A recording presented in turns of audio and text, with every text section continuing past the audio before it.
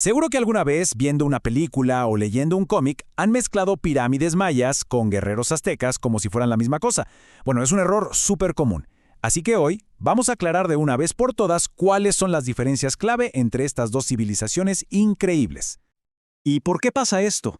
El problema, sobre todo fuera de Latinoamérica, es que muchas veces se mete a todas las culturas prehispánicas en el mismo saco. Es como si ser inca, olmeca, maya o azteca fuera lo mismo, como si se pudieran intercambiar piezas. Pero la realidad, claro, es muchísimo más interesante y compleja. Miren, este es un ejemplo perfecto. ¿Cuántas veces no hemos visto la famosa Piedra del Sol, que es mexica, o sea, azteca, para ilustrar las profecías del calendario maya? Pero son dos cosas totalmente distintas, dos sistemas para medir el tiempo de dos culturas que no eran la misma. Esta analogía me parece que da justo en el clavo. Es que, claro, ambas culturas son de la misma región del mundo, Mesoamérica, pero tenían idiomas, formas de organizarse y hasta vivieron su esplendor en épocas muy diferentes.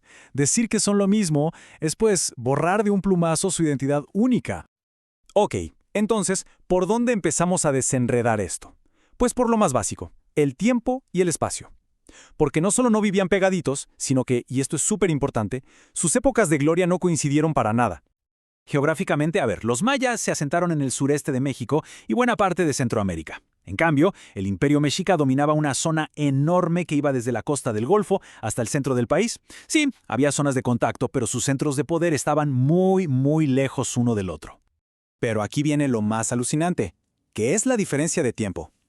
Las primeras grandes ciudades mayas se fundaron por ahí del 750 a.C., casi al mismo tiempo que Roma, y su gran época clásica terminó hacia el 950 después de Cristo. Bueno, pues los mexicas fundaron su capital, Tenochtlán, casi 400 años después. O sea, cuando los aztecas estaban en la cima del mundo, las grandes ciudades mayas llevaban siglos abandonadas. Para que nos hagamos una idea, los mayas clásicos eran tan antiguos para los aztecas como los romanos lo son para nosotros hoy. Así de grande era la diferencia. Bien, ya vimos tiempo y espacio. La segunda gran diferencia, y es fundamental, está en cómo se organizaban política y socialmente. Porque no tenían nada que ver, y esto marcó por completo su historia y hasta cómo fue su final. Aquí el punto clave es este. Los mayas nunca fueron un imperio unificado. Eran más bien como un conjunto de ciudades-estado. Piensen en Tikal, Palenque, que a veces comerciaban y otras se declaraban la guerra. Los mexicas, en cambio, sí que crearon un imperio enorme, centralizado, con un solo gobernante, el Hueyca Atoani, que mandaba desde la Gran Tenochtitlán.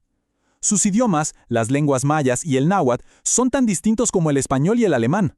Y aunque tenían dioses parecidos como el de la lluvia o la serpiente emplumada, los mexicas tenían su propio dios principal, Huitzilopochtli, el dios de la guerra. Y claro, tener un imperio así tenía sus consecuencias. Los mexicas les exigían un tributo a todos los pueblos que conquistaban. Podían ser cosechas, pieles, artesanías y sí, también personas para los sacrificios humanos. La verdad es que los impuestos de aquella época sí que eran otra cosa, ¿no? Todas estas diferencias, en su forma de organizarse, lógicamente se reflejan en sus logros. Cada cultura fue una genialidad a su manera, pero destacaron en campos muy distintos, dejando legados culturales y tecnológicos únicos. Este número, el cero, que hoy nos parece tan obvio, es una de las mayores revoluciones del pensamiento en la historia, pues fueron los mayas quienes desarrollaron el concepto del cero, y esta idea les permitió hacer cálculos astronómicos y calendarios con una precisión que era simplemente asombrosa para su tiempo. Esto nos da una idea de en qué se enfocaban. Además del cero, desarrollaron el sistema de escritura más complejo y sofisticado de toda la América precolombina. Su arquitectura también era increíblemente avanzada. Construyeron pirámides más altas y usaron arcos y bóvedas para crear espacios interiores súper amplios, algo que los mexicas no hacían. Los mexicas, por otro lado, eran unos maestros de la ingeniería práctica. Para poder darle de comer a la enorme población de Tenochtitlán, inventaron las chinampas, esos famosos jardines flotantes súper fértiles. Crearon sistemas de canales y drenaje complejísimos. Y su nivel de higiene personal dejó con la boca abierta a los españoles. Todo esto, claro, para sostener un ejército poderoso que era la base de su imperio. Y entonces, todo cambió con la llegada de los españoles. Este fue un punto de quiebre total. Y aquí, una vez más, las diferencias en la estructura de mayas y mexicas dictaron dos destinos muy diferentes frente al mismo enemigo. Cuando llegaron los conquistadores, el imperio mexica estaba en su punto más alto, pero era como un gigante con pies de barro. Como todo estaba centralizado, una vez que cayó la capital, Tenochtitlán, y capturaron a su líder, el imperio se vino abajo en unos pocos años. Con los mayas fue otra historia. Estaban dispersos en un montón de reinos pequeños. No había una sola cabeza que cortar. Por eso, la conquista de los pueblos mayas fue un proceso larguísimo y muy sangriento que duró casi 100 años más. Y esto nos lleva a lo último, y quizá lo más importante de todo. Ni los mayas, ni los mexicas son culturas muertas, de esas que solo están en los libros de historia. No, para nada.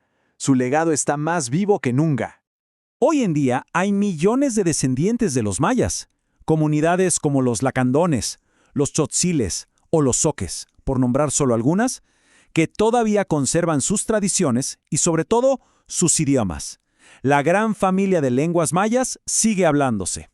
Y de la misma forma, la herencia mexica sigue ahí, en los pueblos nahuas del centro de México, y su idioma, el náhuatl, ha dejado una huella gigante en el español que hablamos todos. Cada vez que decimos tomate, cayote, aguacate o, por supuesto, chocolate, estamos usando palabras que vienen directo del náhuatl.